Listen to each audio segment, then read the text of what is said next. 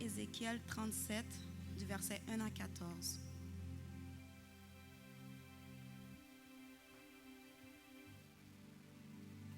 La main de l'Éternel fut sur moi, et l'Éternel me transporta par son esprit, et me déposa dans le milieu d'une vallée remplie d'ossements. Il me fit passer auprès d'eux, tout autour, et voici, ils étaient fort nombreux à la surface de la vallée, et ils étaient complètement secs. Il me dit, « Fils de l'homme, ces eaux pourront-ils revivre ?»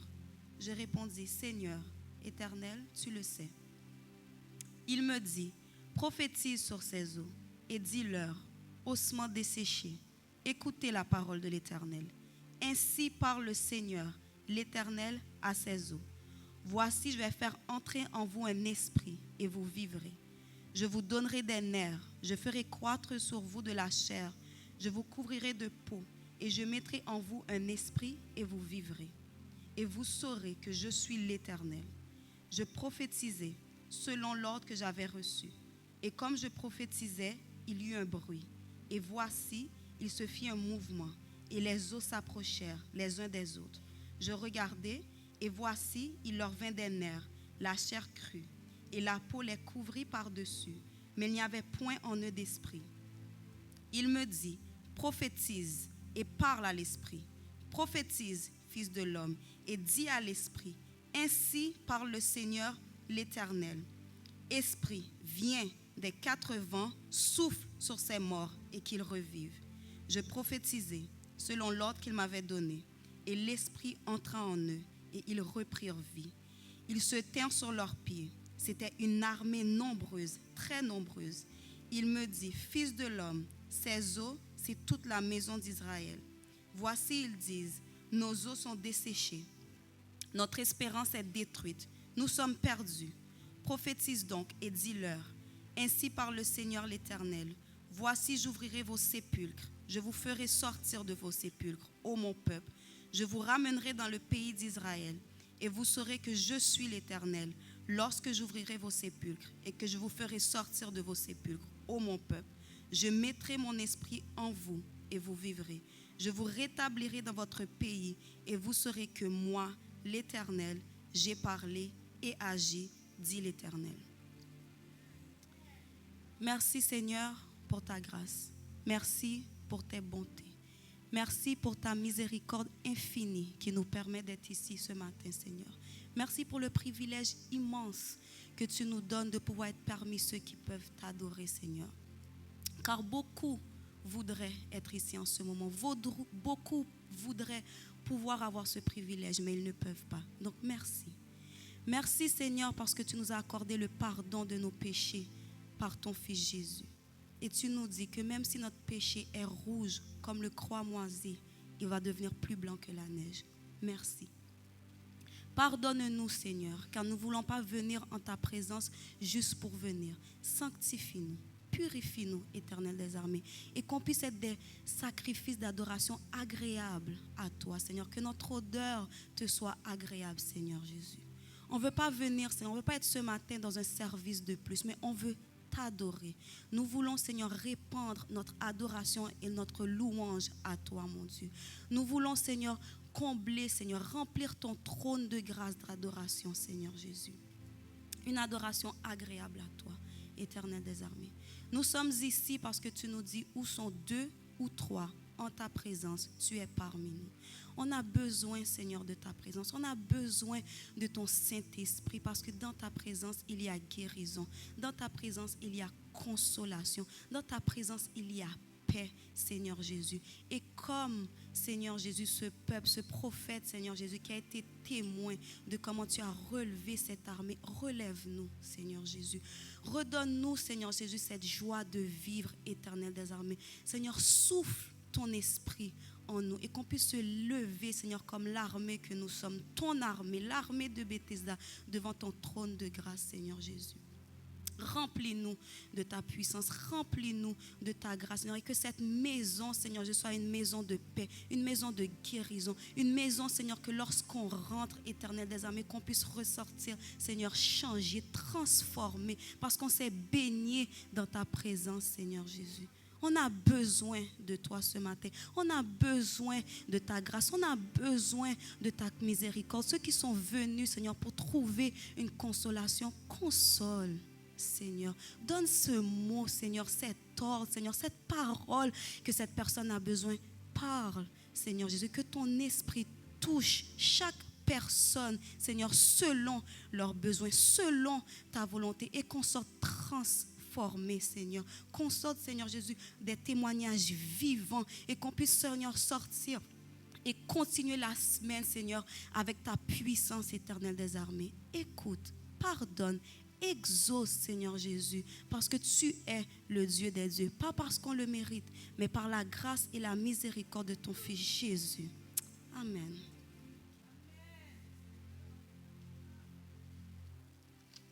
On va faire la lecture alternative de Matthieu 13, du verset 1er au verset 23. Matthieu 13, verset 1er au verset 23. Je commence.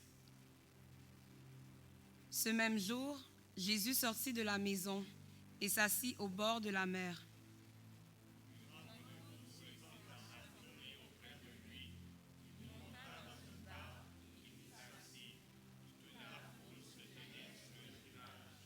Il leur parla en parabole sur beaucoup de choses, et il dit: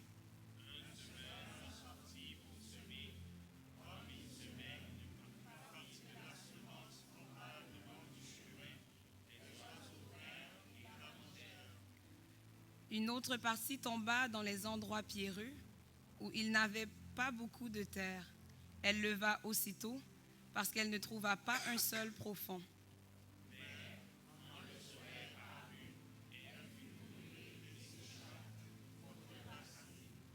Une autre partie tomba parmi les épines. Les épines montèrent et l'étouffèrent.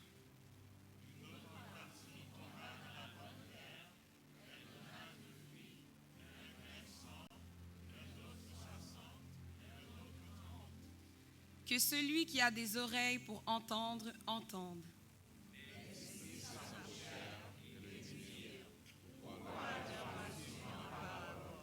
Jésus leur répondit: parce qu'il vous a été donné de connaître les mystères du royaume des cieux, et que cela ne leur a pas été donné. Car on donnera à celui qui a, et il sera dans l'abondance, mais à celui qui n'en a pas, on donnera même ce qu'il a. C'est pourquoi je leur parle en parabole, parce qu'en voyant, ils ne voient point, et qu'en entendant, ils n'entendent ni ne comprennent. Et pour eux, s'accomplit cette prophétie. Vous entendrez de vos oreilles, et vous ne comprendrez point. Vous regardez de vos yeux, et vous ne verrez point. Car le cœur de ce peuple est devenu insensible. Ils ont endurci leurs oreilles, et ils ont fermé leurs yeux, de peur qu'ils ne voient de leurs yeux, qu'ils n'entendent de leurs oreilles, qu'ils ne comprennent de leur cœur, qu'ils ne se convertissent, et que je ne les guérisse. Mais heureux sont vos yeux, parce qu'ils voient, et vos oreilles, parce qu'elles entendent. Je vous le dis en vérité, beaucoup de prophètes et de justes ont désiré voir ce que vous voyez, et ne l'ont pas vu, entendre ce que vous entendez, et ne l'ont pas entendu. Vous donc, écoutez ce que signifie la parabole du semeur. Lorsqu'un homme écoute la parole du royaume et ne la comprend pas, le malin vient et enlève ce qui a été semé dans son cœur. Cet homme est celui qui a reçu la semence le long du chemin. Celui qui a reçu la semence dans les endroits pierreux, c'est celui qui entend la parole et la reçoit aussitôt avec joie. Mais il n'a pas de racine en lui-même. Il manque de persistance. Et dès que survient une tribulation ou une persécution à cause de la parole, il y trouve une occasion de chute. Celui qui a reçu la semence parmi les épines, c'est celui qui entend la parole, mais à qui les soucis du ciel et la séduction de richesse étouffent cette parole et la rendent infructueuse. Ensemble, Celui qui a reçu la semence de la bonne terre, c'est celui qui entend la parole et la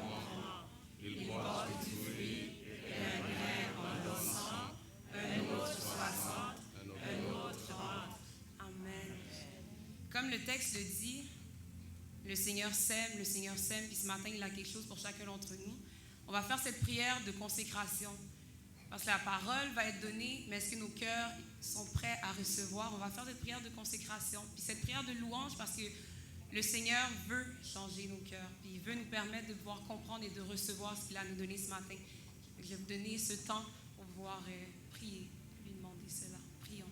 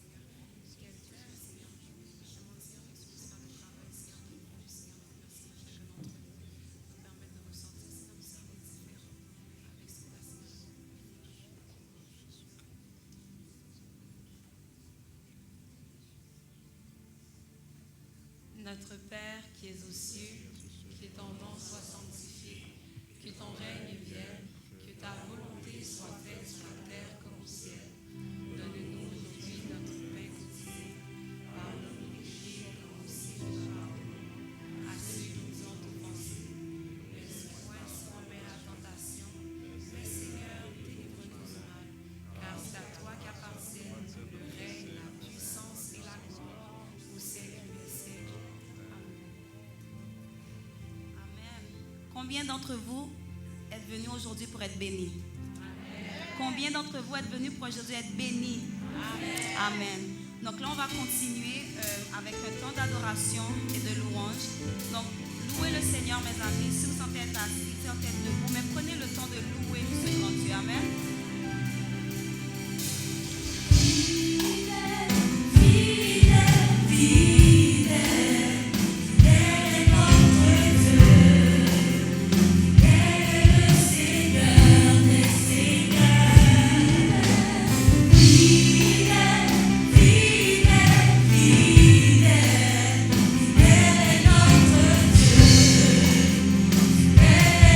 Seigneur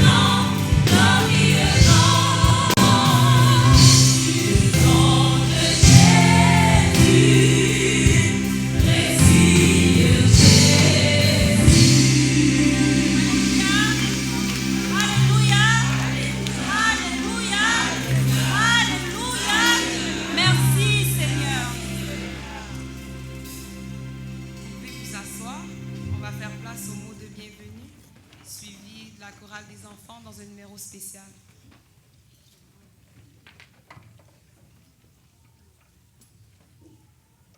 Frères et sœurs, que la grâce et la paix de Dieu soient avec vous tous. Amen.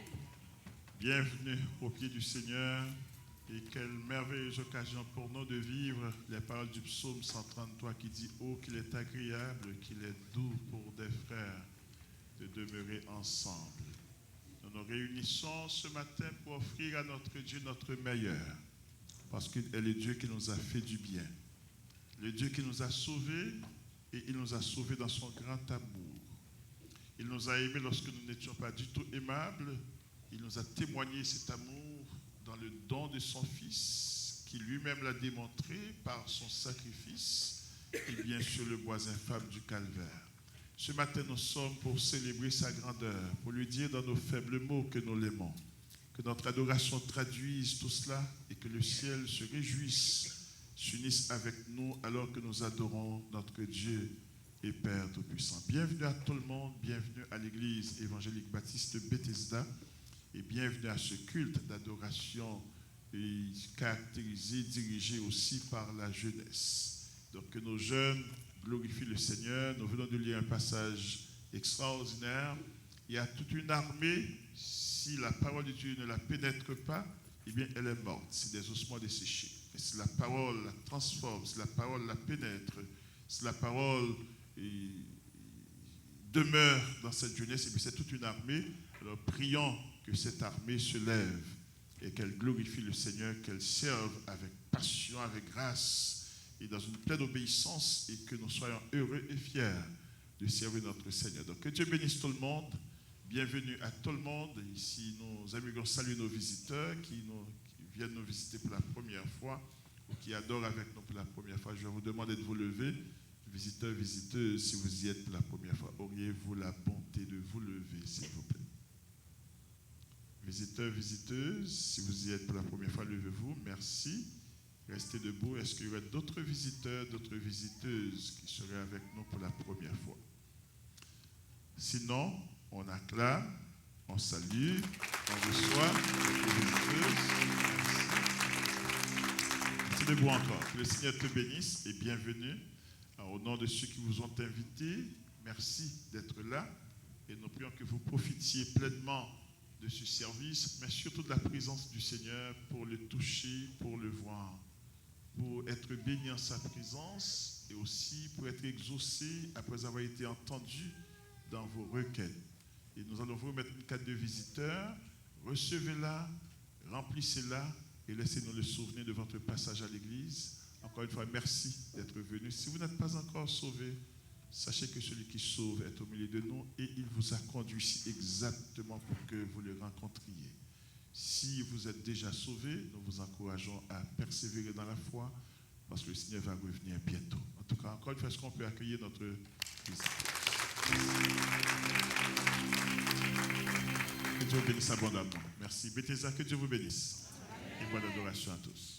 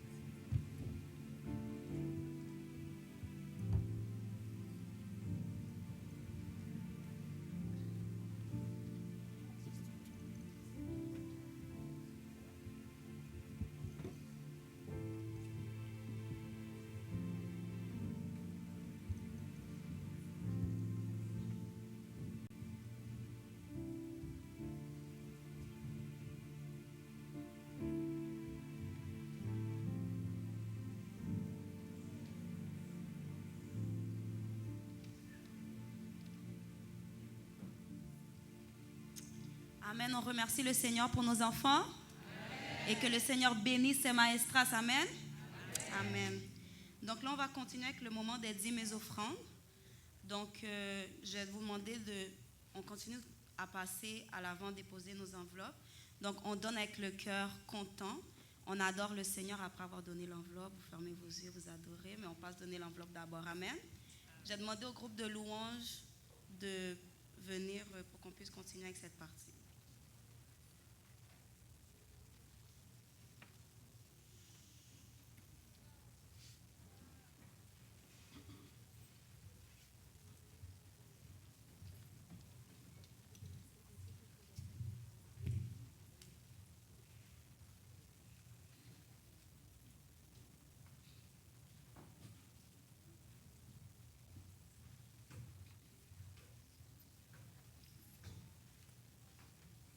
Amen, assemblée, on va se mettre debout.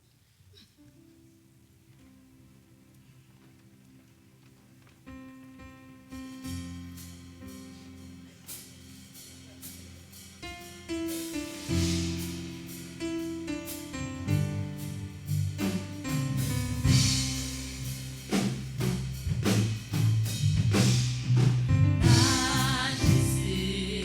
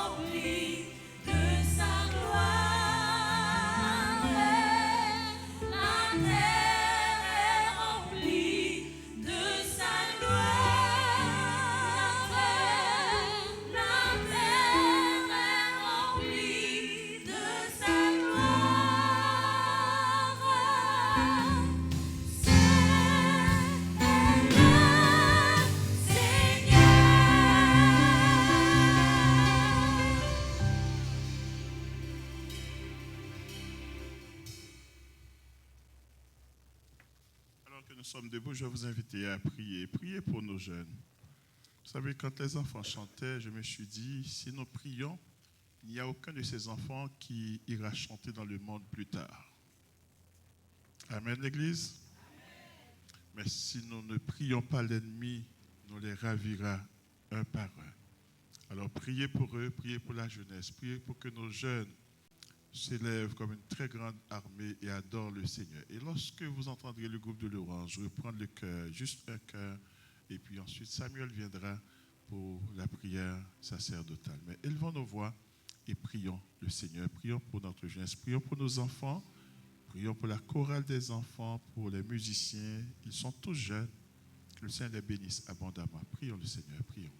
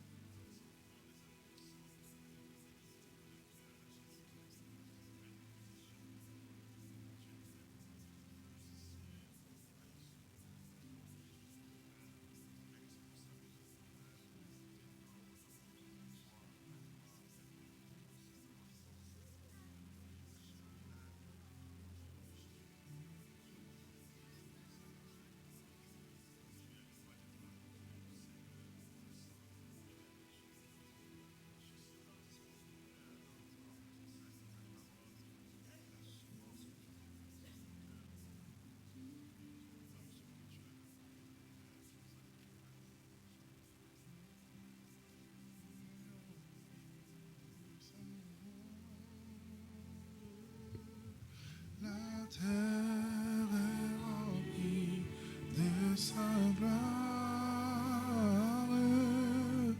La terre est remplie de sa gloire. C'est le Seigneur. Saint es-tu, Seigneur. La terre est remplie de ta gloire. Même dans les moments les plus ténébreux, tu es présent et nous savons que tu es là. Seigneur Jésus, en ce dimanche où nous venons élever la jeunesse devant tes pieds, nous voulons te dire merci. Merci pour ceux et celles que tu as gardés, que tu as protégés, Seigneur Dieu, mon Père Céleste, au travers d'une année scolaire terminé, l'été presque terminé. Seigneur Dieu, nous te disons merci. Seigneur, nous voulons te remettre nos enfants, nos jeunes entre tes mains, la jeunesse, non seulement de Bethesda, la jeunesse entière entre tes mains, Seigneur Dieu. Nous réalisons qu'en 2018, maintenant dans cette génération dans laquelle nous vivons, où le stress, la dépression, la drogue, la sexualité et toutes sortes d'autres choses veulent amener nos enfants loin de toi, Seigneur. L'ennemi passe par toutes sortes de moyens, Seigneur Dieu, mon Père Céleste, par le manque d'estime de soi, par toutes sortes de pensées négatives, Seigneur Dieu, mon Père Céleste. Nous voulons prendre autorité au nom de Jésus sur tous les esprits malins qui veulent mettre nos enfants en chaîne.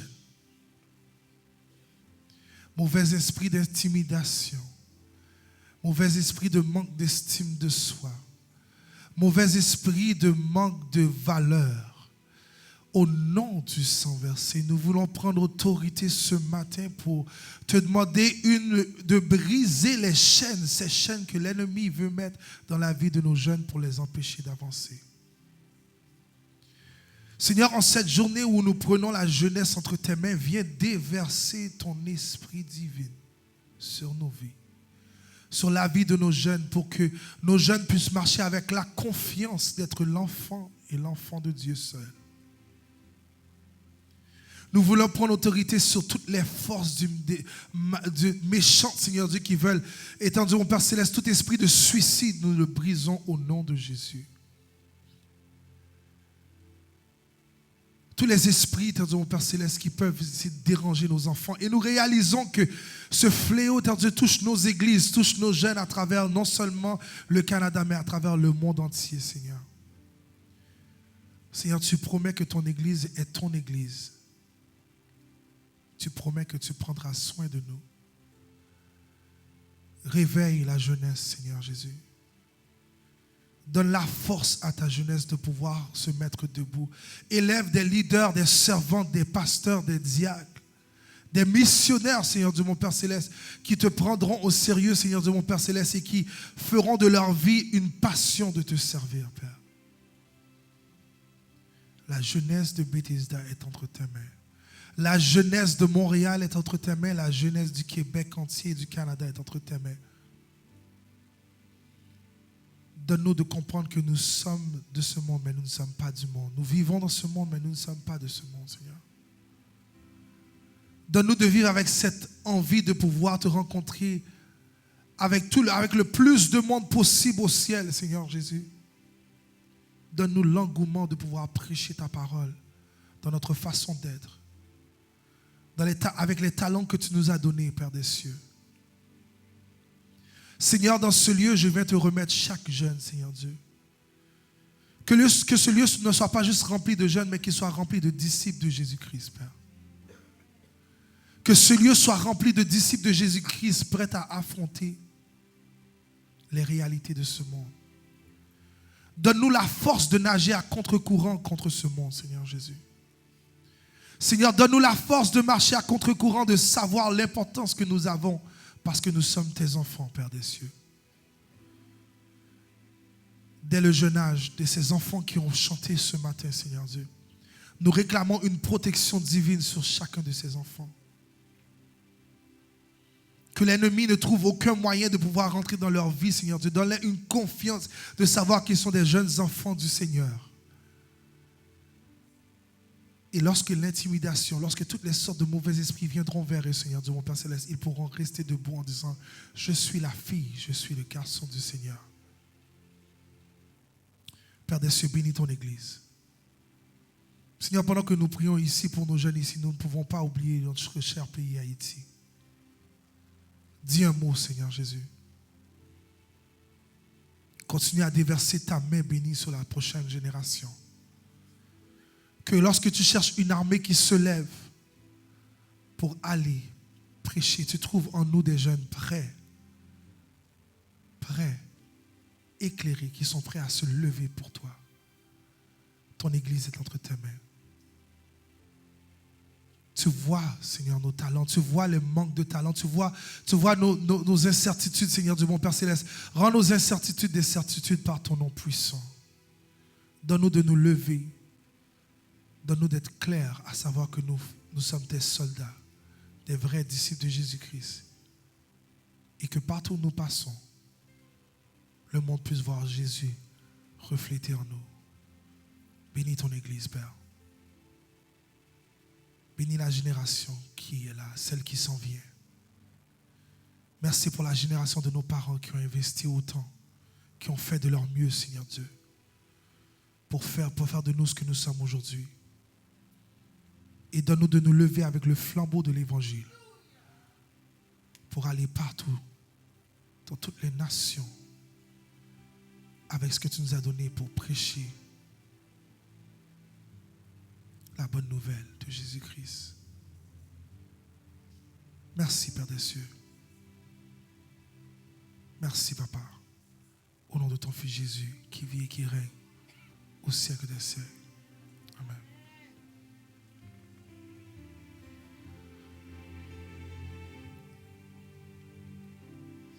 Tu es grand, Seigneur.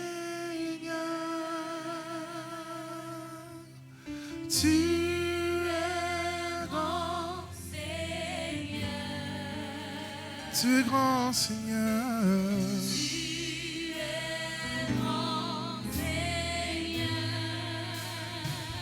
Vraiment grand, Seigneur. Tu es grand,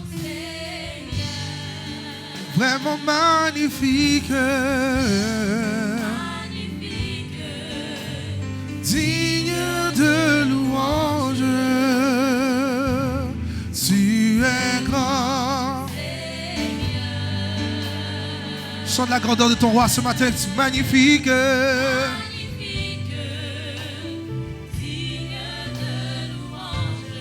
Tu es grand, Seigneur.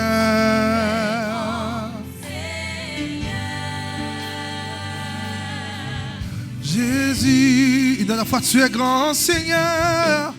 Tu es grand. Et nul n'est comparable à toi. Infiniment grand tu es, Seigneur Jésus, et tu es grand. Tu es merveilleux, roi des rois, tu es grand. Dis avec moi, magnifique.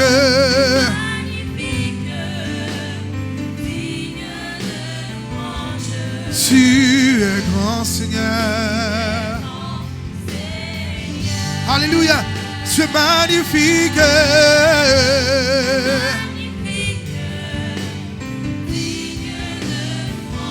Tu es grand, Seigneur. Yeah. Pense à la grandeur de ton Dieu ce matin. Dis magnifique. Yeah.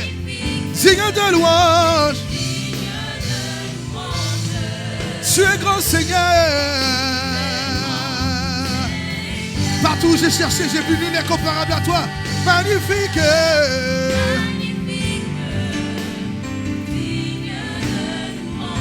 Tu es grand, Seigneur. Yeah. Magnifique, magnifique. Alléluia, tu es digne de mes louanges, Seigneur Jésus. Tu es grand, Seigneur. Magnifique, magnifique.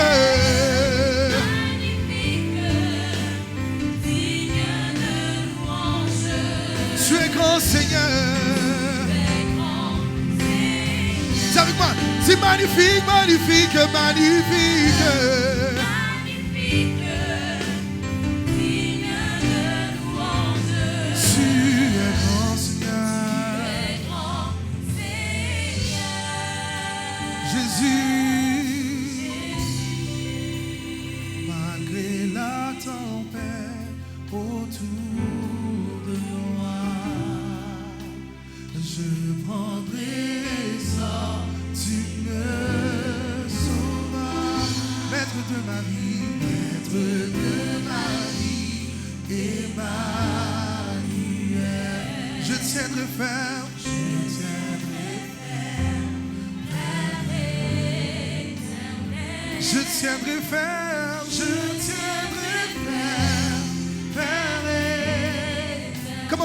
Malgré la tempête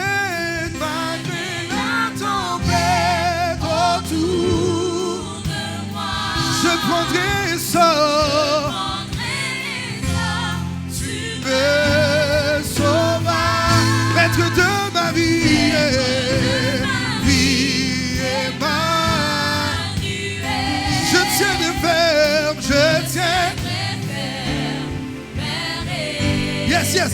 Est-ce qu'il y a quelqu'un qui veut tenir ferme? Je tiendrai ferme, yeah. Comment dire avec moi? Malgré la tempête, yeah. Malgré la tempête. Yes, yes, yes, yes. Je prendrai essor, yeah. Alléluia, Seigneur Jésus. Maître de ma vie, yeah. Maître de ma vie. Yes, yes, God. Je tiendrai ferme, yeah. Je tiens, Père éternel. Je tiendrai ferme, Yahweh. Je tiendrai ferme. On y va, malgré la tempête, dis avec moi, malgré la tempête. Malgré la tempête. Yes, yes, yes. Quels que soient les vents marées qui se tournent autour de toi, dis, je prendrai essor, Seigneur, je m'attacherai à toi. Dans quelles que soient les situations que je traverse, maître de ma vie, Emmanuel. Dis avec conviction, je tiendrai ferme. Quelles que soient les circonstances, Seigneur, ça a l'air difficile, mais je tiendrai ferme. Comment dire avec moi? Malgré la tempête, Seigneur, quels que soient les vents et marées qui viennent, même lorsque je ne vois pas la réponse, je tiendrai ferme à ta promesse, à ta volonté pour ma vie, maître de ma vie. Je tiendrai ferme, Oui, Seigneur, quelles que soient les circonstances, je tiendrai ferme, Dis avec moi une dernière fois, malgré la tempête autour de moi,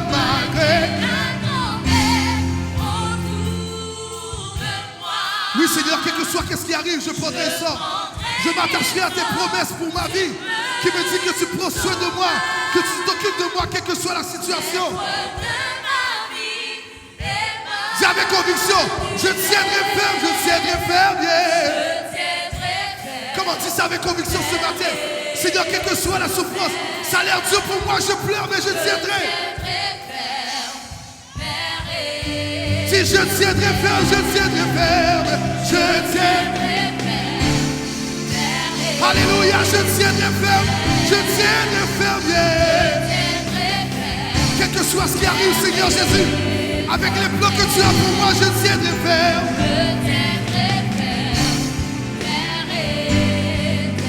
Je tiendrai ferme. Dis avec moi, je tiendrai ferme. Je tiendrai ferme, oui.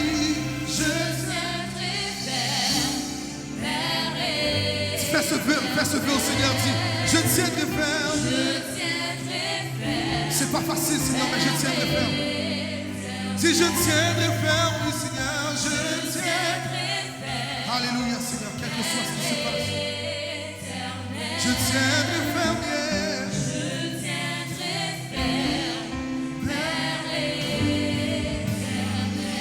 Alléluia, acclame le Seigneur, J'espère que c'est ta promesse ce matin. Jeunes gens, jeunes filles, dans cette nouvelle année qui va commencer, que le Seigneur trouve en toi quelqu'un qui tient ferme.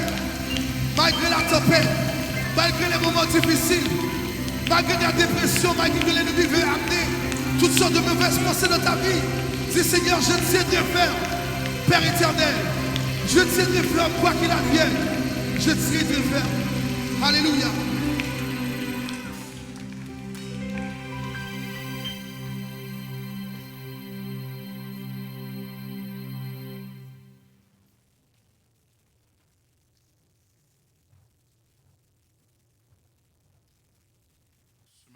Service de 8 heures, j'étais en haut dans mon bureau et puis Annie m'a fait appeler.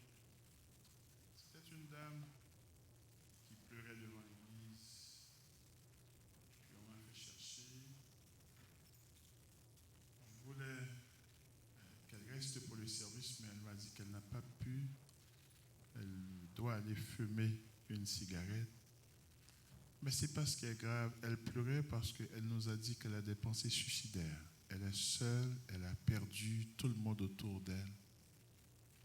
Sa mère est décédée, et puis elle a perdu tout l'amour de sa vie. La femme était en larmes, une blanche. Elle m'a promis de revenir à l'église. Ce que je vous dis maintenant, c'est juste pour vous dire que le fait que vous avez cette communion, cet accès devant Dieu, c'est une bénédiction extraordinaire. Vous ne pouvez jamais mesurer, imaginer tout ce que la présence de Dieu vous apporte et toute cette source de consolation qui jaillit en vous. Alors, que le Seigneur vous accorde la grâce de profiter pleinement de sa présence et pour repartir complètement transformé, béni et aussi comblé. Je vais ce matin, j'avais demandé au culte de 8 heures aussi de remplacer le prédicateur parce que je voulais que les gens au culte de 8 heures profitent du message que vous allez entendre maintenant. Et je vous prie de prêter attention aux paroles que le Seigneur a pour vous aujourd'hui. Dans son enseignement sur « Voici donc comment vous » et qui vous, nous tous ces enfants, nous tous ces rachetés, nous tous ces disciples, nous tous ces élus, voici donc comment vous devez prier. Le Seigneur Jésus-Christ nous a donné le sujet de prière de Matthieu 6, verset 10a, qui dit que ton règne vienne. Que ton règne vienne. Nous lisons dans Matthieu chapitre 6, versets 9 et 10. Regardez bien avec moi. Voici donc comment vous devez prier. Notre Père qui es aux cieux, que ton nom soit sanctifié. Et deuxième sujet de prière, que ton règne vienne. Donc le règne à venir pour lequel le Seigneur nous demande de prier, c'est le règne du Père. C'est le règne du Père. Et dans le message d'aujourd'hui, nous traitons les deux questions suivantes. Quoique la première a été déjà traitée dans le message du dimanche dernier.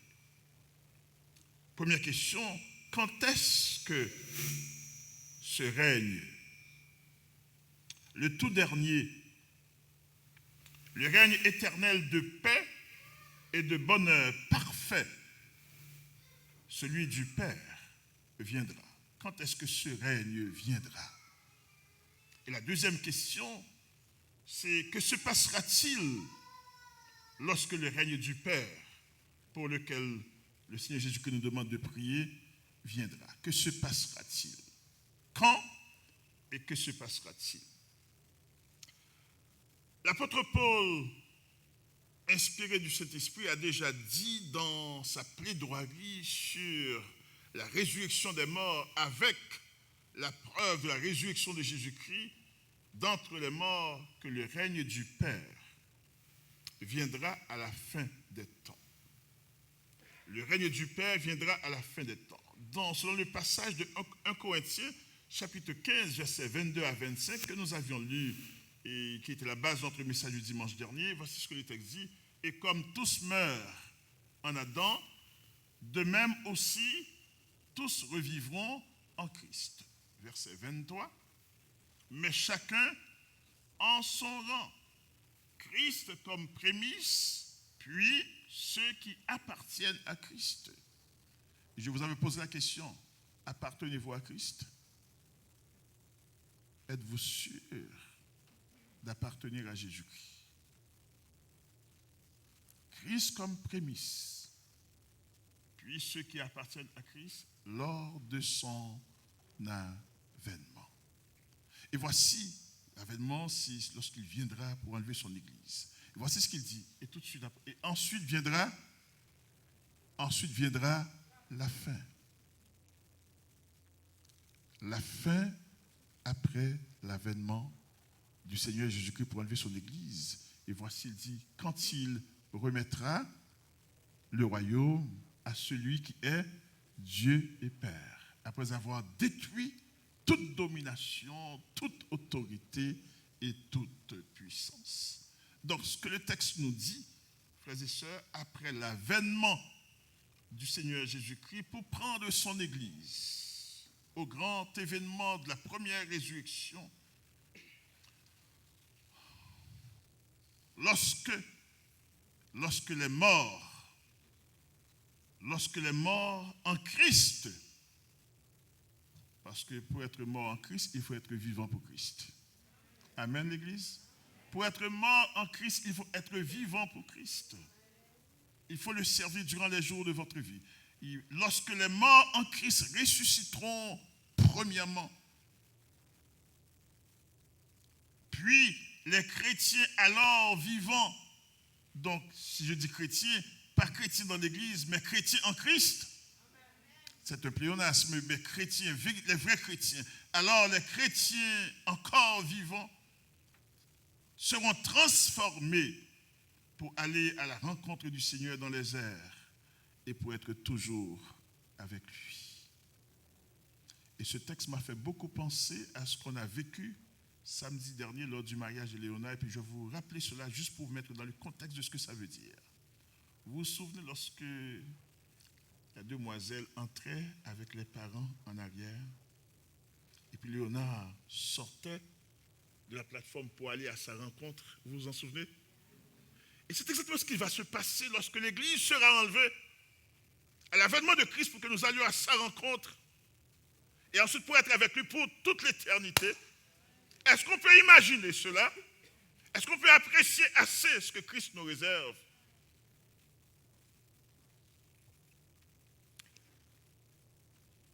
Ce règne viendra après l'avènement de notre Seigneur Jésus-Christ pour prendre son Église et la garder avec lui pour toute l'éternité. Ce règne viendra aussi après que Christ aura vaincu et détruit tous les ennemis. Bien-aimés, tous les ennemis. Le règne du Père viendra lorsque Christ aura détruit et vaincu tous les ennemis. Le verset 24 nous dit ceci. Et regardez bien encore, verset 24, ici, le texte dit, il dit, ensuite viendra la fin quand il remettra le royaume à celui qui est Dieu et Père, après avoir détruit toute domination, toute autorité et toute puissance. Maintenant, en parlant de détruire, vous vous souvenez que la Bible dit que dans Éphésiens 6, 12, nous n'avons pas à lutter contre les dominations, contre les principautés, contre les princes de ce monde, les esprits méchants dans les lieux célestes, et tout sera détruit un jour. Avant d'entrer dans le royaume éternel du Père, tout sera détruit. Et si, croyez-le, chers amis, c'est en fonction. Alors Jésus-Christ remettra à son Père le royaume sans aucune opposition, ni obstacle, ni péché, ni maladie, ni la mort, ni l'enfer, ni le diable, car il aura tout mis sous ses pieds. Il les aura tous vaincus. Et voilà pourquoi nous entrerons dans une félicité éternelle avec Dieu. Parce que tous les ennemis, toute maladie, tout sera détruit. Tout. Est-ce que l'Église comprend cela? Et puis, j'espère que votre espérance est ranimée par cette compréhension lorsque nous entrerons dans la félicité éternelle avec Jésus-Christ, comme il nous l'a promis. C'est en raison de tout cela que le Seigneur Jésus-Christ a fait à tous ses disciples qui le suivent, la promesse de Jean 14, versets 2 et 3 qui dit que votre cœur ne se trouble point. Croyez en Dieu et il y a plusieurs demeures. Où ça?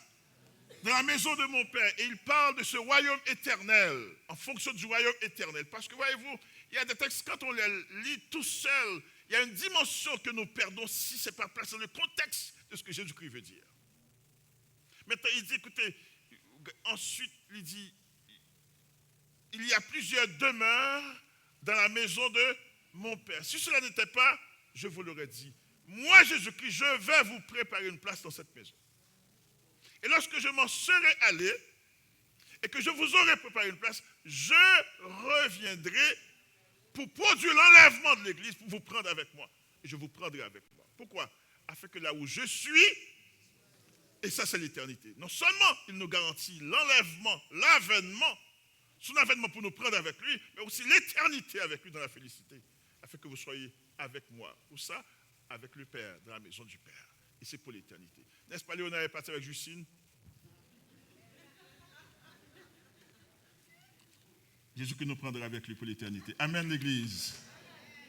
Et on sera avec lui pour l'éternité. Attendez-vous ce jour? Est-ce que les chrétiens attendent ce jour? Et je ne comprends pas comment nous, chrétiens, fiancés de Jésus-Christ, sauvés par grâce, on ne vit pas dans une certaine extase en vue de ce jour glorieux lorsque nous serons avec notre Maître. Lorsque nous serons avec lui pour toujours. J'ai partagé ce matin que cette semaine, alors, on a reçu une nouvelle d'une soeur adoptive, et une soeur vraiment bien aimée, qui a eu la nouvelle d'un cancer. Elle a perdu 66 livres en peu de temps. Et puis elle est entrée dans la chimio tout de suite. Et puis j'ai parlé avec son ami, il dit, écoutez, aujourd'hui on doit vivre les chrétiennes tout près parce que ça peut nous arriver à n'importe, ça peut arriver à n'importe qui. Une journée vous vous réveillez puis vous avez reçu la nouvelle. Ça dit non. Et après elle dit, Seigneur, je te demande pardon parce que ça. Écoute, les amis, on doit vivre avec cette attente. N'importe qui. C'est pour ça qu'on doit se préparer. Et on doit vivre la vie chrétienne pour de vrai, pour le Seigneur. Chaque jour, on se prépare parce qu'on ne sait pas quand est-ce qu'une mauvaise nouvelle arrive. Et ça peut arriver. Et Christ n'est pas moins Christ, il n'est pas moins bon. Nous devons nous préparer à cela. S'il nous guérit, gloire à Dieu. S'il nous fait grâce, gloire à Dieu. Mais, attendez-vous ce jour glorieux. Vous savez pourquoi je bénis le Seigneur? Parce que si je devais vivre mes jours aujourd'hui, avec toutes ces mauvaises nouvelles, sans Christ, sans espérance, sans ce salut, mais gloire à Dieu, je suis sauvé. Alléluia. N'est-ce pas, vous êtes sauvés?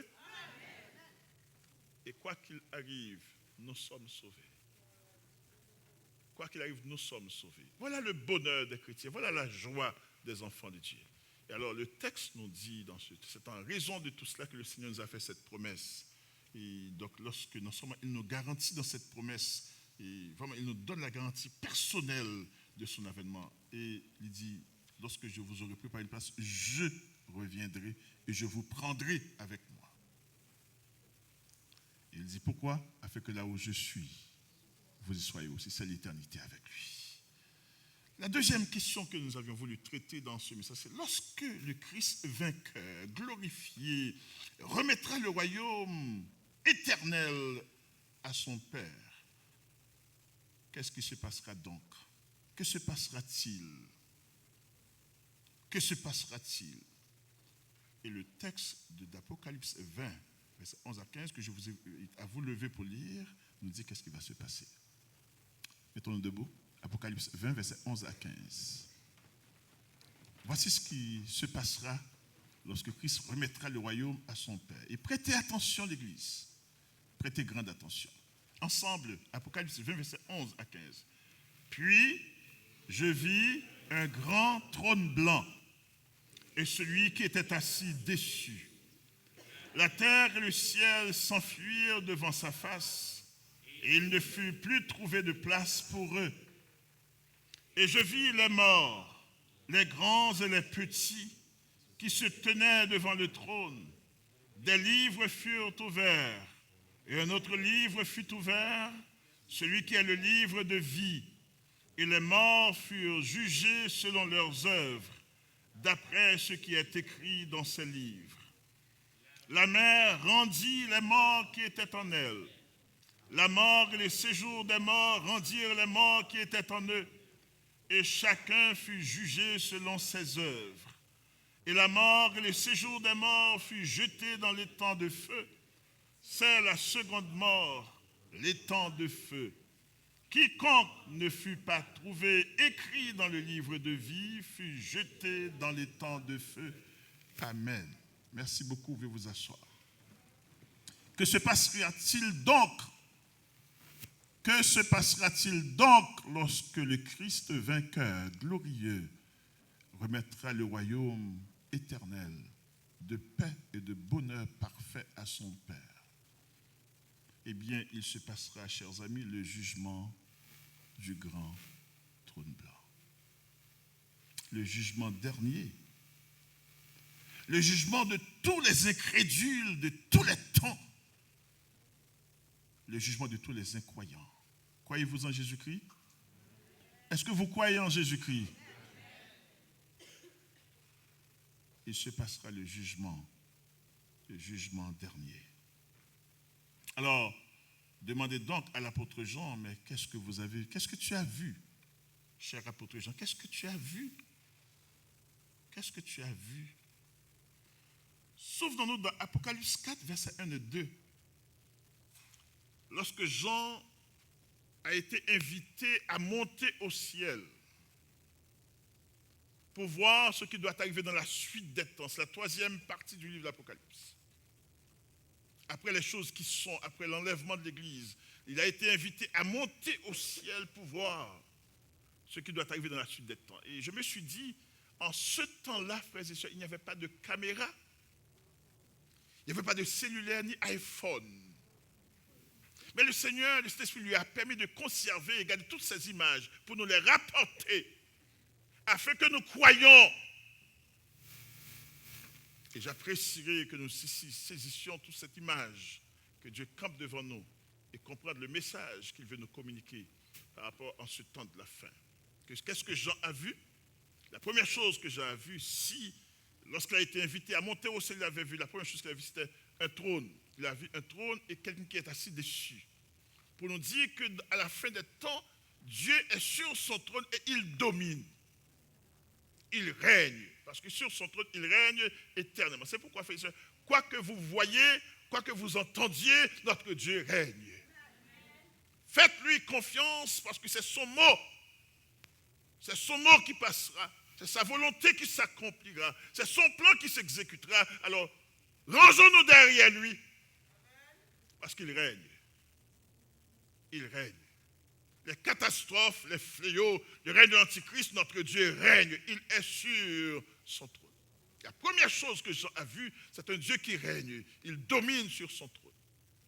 Et c'est le message clair que le texte nous a communiqué. Mais à la fin des temps, il y a le texte que nous venons de lire, lorsque Jean a vu, dans l'Apocalypse 20, verset 11, il a vu un grand trône blanc et le Dieu qui est assis dessus est prêt à juger. Un grand trône blanc. Il dit que, puis je vis un grand trône blanc et celui qui est assis dessus. C'est ce que Jean a vu premièrement. Un grand trône blanc. Le trône blanc est le symbole du juste jugement de Dieu. Le symbole du juste jugement de Dieu. Un grand trône blanc.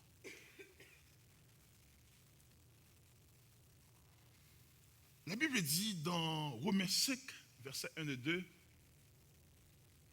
étant donc justifiés par la foi, nous avons la paix avec Dieu. Nous ne sommes plus ennemis de Dieu, nous avons la paix, nous sommes réconciliés. Étant donc justifiés par la foi, nous avons la paix avec Dieu. Je vous pose la question ce matin, êtes-vous justifié par le sang de Christ? Êtes-vous lavé dans le sang de Jésus-Christ? Est-ce que vos péchés vous sont pardonnés? Étant donc justifiés par la foi, nous avons la paix avec Dieu. Nous ne sommes plus ennemis. Nous sommes ses enfants, ses rachetés, ses élus. Et devant ce grand trône blanc, frères et sœurs, écoutez-moi, c'est ce que le texte nous dit, symbole de jugement, du juste jugement de Dieu devant ce grand trône blanc.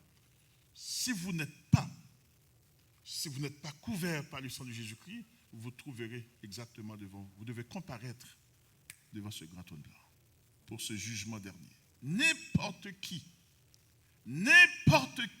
de tous les humains qui n'est pas lavé, justifié par le sang de Christ, doit comparaître devant le grand trône blanc au dernier jour. Devant le grand trône blanc au dernier jour. Il n'y a pas une seule personne qui, ayant suivi et servi Jésus-Christ durant les jours de sa vie, qui sera ni oublié en ce jour-là, ni négligé, ni traité injustement, parce que c'est la question de juste jugement de Dieu. Personne. Parce que la Bible dit, écoutez-moi, la seule solution, le seul moyen de ne pas se trouver devant ce grand trône blanc, c'est Jean 3, 18 qui nous dit, Jean 3, 18 dit, regarde bien ceci. Jean 3, verset 18.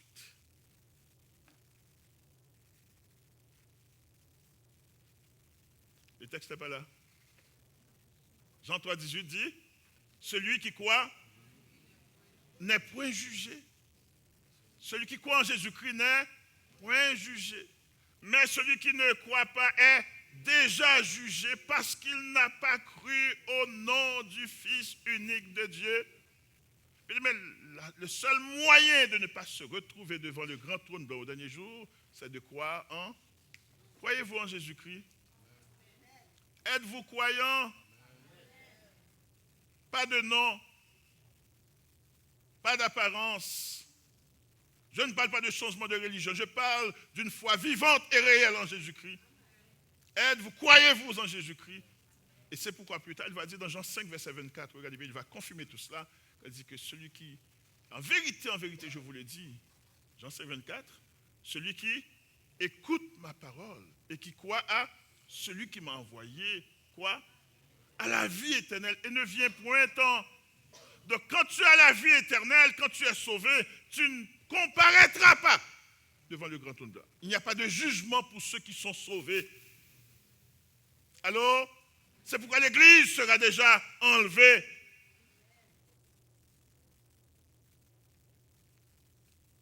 Quand ce juste jugement aura lieu, les enfants de Dieu seront épargnés. Parce qu'ils seront déjà avec Christ pour toujours, en lune de miel. Ah, je ne parle pas de Yoda, je ne dis pas ça. En lune de miel, avec le Seigneur, pour l'éternité. On ne connaîtra pas de jugement. Aucun jugement. Mais aussi de l'autre côté, écoutez bien, il n'y a personne qui, durant les jours de sa vie, ayant méprisé, rejeté Christ, qui sera épargné de ce jugement dernier. Allô? Est-ce que tout le monde me suit? Il n'y a personne qui, durant les jours de sa vie, ayant méprisé, rejeté Christ, qui sera épargné du jugement dernier du grand trône blanc. Personne. D'ailleurs, on va voir autre chose que Jean a vu, parce que c'est un jugement juste, équitable. Il n'y a pas de yeux doux, il n'y a pas de signe, il n'y a pas de pot de vin, il n'y a rien de cela, frères et sœurs. Toutes nos œuvres seront devant nous. Et nous serons traités. Toutes les lois de Dieu seront appliquées en ce jour-là, parce que Christ avait tout pris pour vous. Si vous l'avez rejeté, vous êtes encore dans vos péchés. Vous allez connaître les conséquences. Le grand trône blanc. Que se passera-t-il? Eh bien, le jugement dernier. À la fin des temps, le jugement dernier de Dieu. Quand le règne lui sera donné, lui sera remis, le royaume lui sera remis, le jugement dernier. Deuxième chose que j'ai vue, Jean 4, tu vu, deuxième chose qu'il a vue, verset 11b. Il dit que non seulement le trône, il dit que Jean a vu la disparition de la terre et du ciel. Devant ce jugement, et puis c'est une scène terrible et terrifiante. Le texte dit que puis je vis un grand trône blanc et celui qui était assis. La terre et le ciel s'enfuirent devant sa face et il ne fut plus trouvé de place pour eux. Quand on va vivre cet événement, il n'y a aucune place où se cacher. Et tu vois, c'est un jugement qui touche tous les temps, puisque le ciel et la terre disparaissent, plus de notion de temps, plus de notion d'espace. C'est le jugement qui touche tous les incrédules de tous les temps. Tous les incrédules. Et personne, ça n'épargne personne, excepté si vous connaissez Jésus-Christ. Et ce matin, je vous dis de tout mon cœur, est-ce que vous connaissez le Seigneur? Est-ce que si vous servez le Seigneur? Bien-aimés, je vous donne ce conseil du fond de mon être. Ne soyez pas des chrétiens de nom, ni d'apparence. Ne vivez pas un changement de religion, mais vivez une communion avec le Seigneur Jésus-Christ. Une vie d'obéissance à sa voix, parce que ces jours viendront certainement. Comme l'Église sera enlevée, ce jour de jugement viendra aussi. L'Église sera enlevée, donc tous ceux qui connaissent Christ seront avec lui pour l'éternité, mais ceux qui ne le connaissent pas connaîtront ce jugement. Soyez des chrétiens sincères. Jean a vu la disparition de la terre et du ciel. Et plus de notion d'espace, plus de notion de temps, parce que le jugement inclura tous les incrédules de tous les temps, de tous les temps. Qu'est-ce que Jean a vu encore, troisièmement? Qui sont les comparus devant ce grand trône blanc pour ce jugement dernier? Qui sont les comparus? Eh bien, regardez bien, verset 12 à nous dit qui sont les comparus. Verset 12, regardez bien. Je vis qui? Les morts. Je vis les morts. Et remarquez, parmi les morts, il y a des grands comme il y a des petits. Je vis les morts, dit Jean.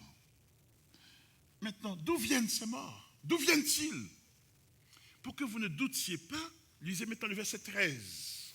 Verset 13 dit, la mer rendit les morts qui étaient en elle.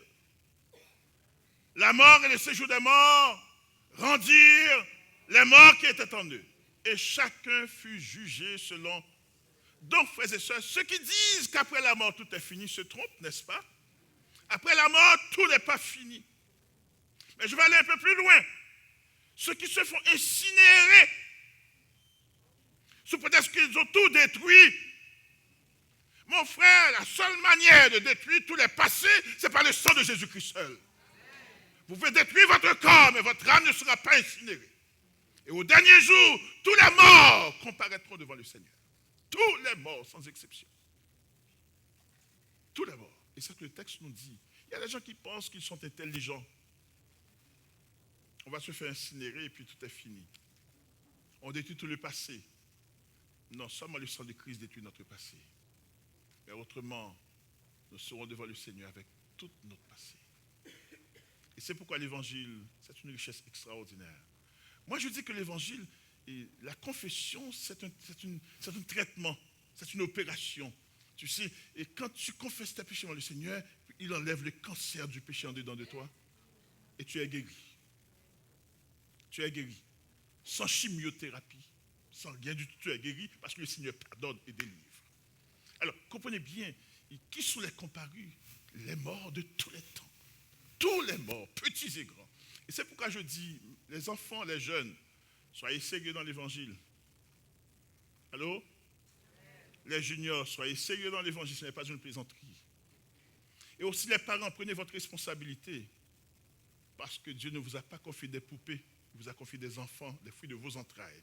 Quand ils pleurent, tu pleures. Quand ils sont malades, tu l'es aussi. Alors s'ils vont en enfer, la douleur sera grande. Pour que nos enfants n'aillent pas en enfer, prenez notre responsabilité. Papa, maman, mettez-vous ensemble pour servir le Seigneur. Parce que ce jugement dernier est réel et on voit qu'il y aura des grands et des petits. Quatrième chose que je dois mentionner avant la dernière. Qu'est-ce que Jean a vu de plus? Le texte nous dit au verset 12b, regarde qu'est-ce qu'il a vu encore. Le texte dit, verset 12, après les morts, il dit, des livres furent ouverts. Et un autre livre fut ouvert. Quel autre livre? Celui qui est le livre de vie.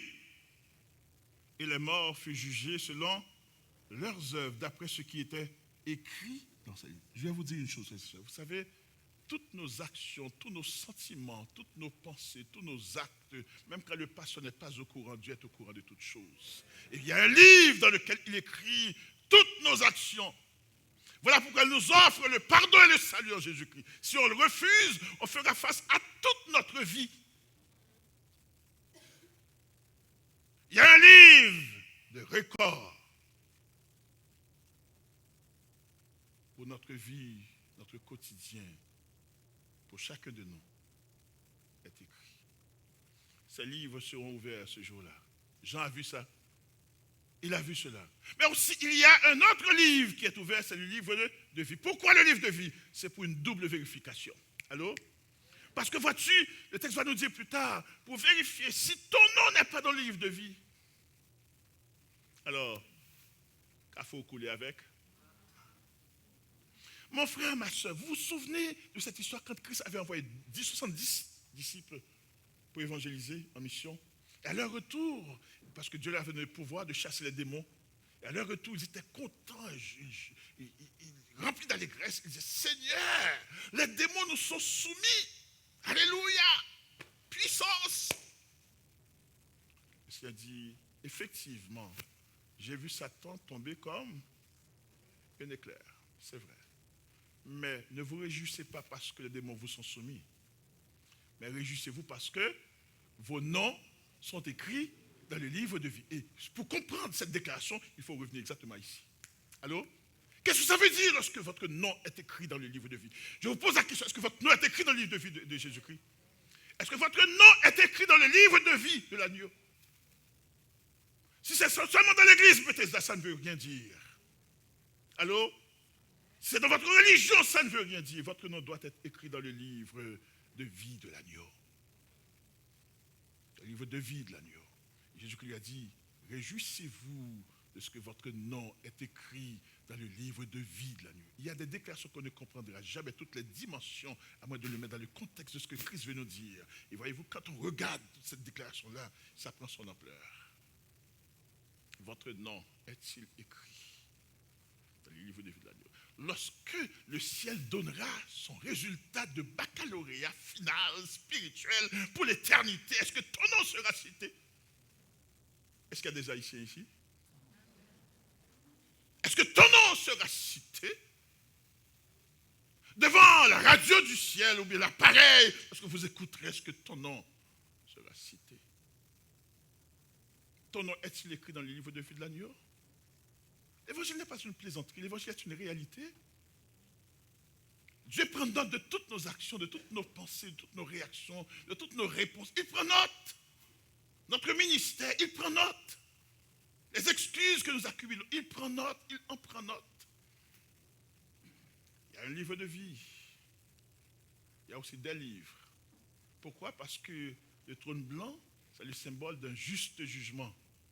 Et nous serons jugés selon nos œuvres. Allô? Et le juge qui sera là, on ne pourra pas lui dire, chérie, tu sais, alors, fais quelque chose. Ça n'existe pas. Il ne tiendra pas de votre couleur, ni de votre race, ni de votre... Écoutez, c'est une question de justice. Et c'est pourquoi, comme chrétiens, on sert le Seigneur avec humilité, avec sincérité, car nous serons récompensés aujourd'hui. Frères et sœurs, servons le Seigneur avec humilité, avec grâce. Soyons sérieux dans l'évangile. Obéissons à la parole de Dieu. C'est la vie chrétienne.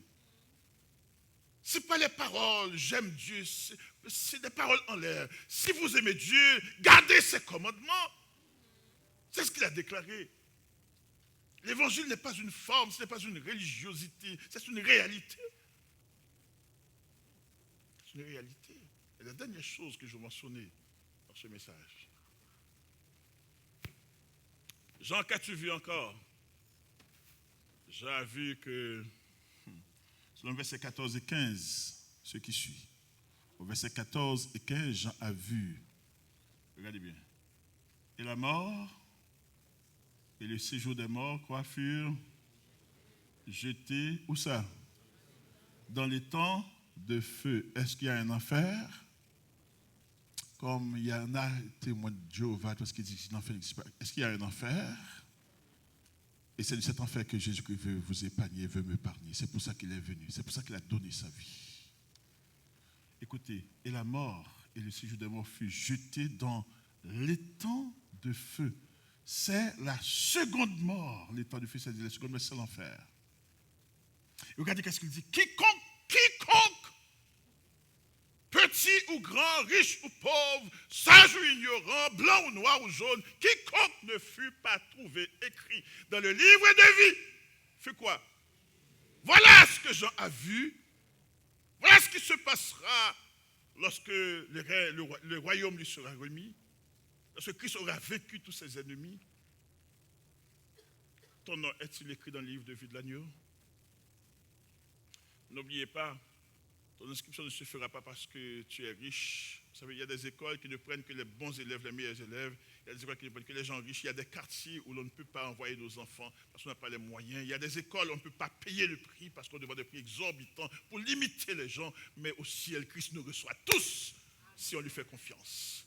Est-ce qu'on peut s'assurer que nos noms sont écrits dans les livres de vie de l'agneau? Est-ce qu'on peut s'assurer de ça? Et ce matin, en terminant ce message, je vous dis, jeunes, adultes, vieillards, tout le monde, si vous n'êtes pas sûr que votre nom est écrit dans le livre de vie de l'agneau, s'il y a un péché quelconque qui vous empêche, s'il y a une chaîne qui vous retient, Je vous en supplie, demandez au Seigneur grâce, criez à lui pour que votre nom soit inscrit dans le livre de vie de l'agneau. L'appel la fête dans le ciel, là nous va. Et faut que nous là, n'est-ce pas? Faut que nous là. Que le Seigneur vous bénisse, Bethesda. Que le Seigneur nous aide, qu'il nous donne de comprendre que l'évangile n'est pas une plaisanterie, mais plutôt une réalité. Que jeunes, ne gaspillez pas votre temps. Vous allez le regretter toute votre vie.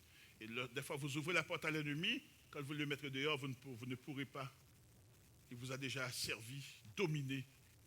Il contrôle toutes vos émotions, toute votre capacité. Alors consacrez votre jeunesse, consacrez votre adolescence, consacrez votre vie entière au Seigneur.